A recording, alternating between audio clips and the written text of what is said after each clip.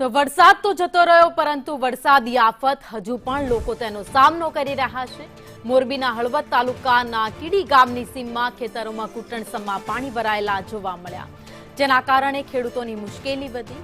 ખેતરોમાંથી પાણીનો નિકાલ ન થતા ખેડૂતો પોતાના ખર્ચે ડીઝલ એન્જિન મૂકી પાણી બહાર કાઢવા મજબૂર બન્યા। કપાસ અને મગફળી સહિતના ચોમાસુ પાક પાણીમાં ગરકાવ થતા પાક સંપૂર્ણ નિષ્ફળ જવાની ભીતિ સેવાઈ રહી છે।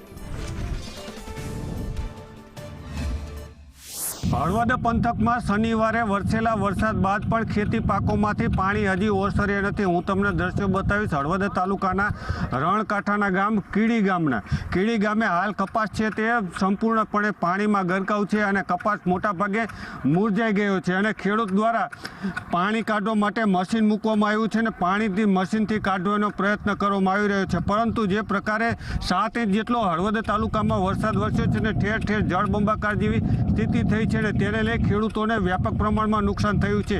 ખેડૂતોને કપાસ, મગફળી, એરંડા સહિતના પાકોમાં નુકસાન થયું છે। રાજ્ય સરકાર દ્વારા વહેલી તકે ખેડૂતોને યોગ્ય વળતર ચૂકવવામાં આવે તેવી ખેડૂતો માંગ પણ કરી રહ્યા છે, પરંતુ રાજ્ય સરકાર દ્વારા ક્યારે ખેડૂતોની માંગ સંતોષશે અને સંતોષશે કે કેમ તે જોવાનું રહ્યું। જગદીશ।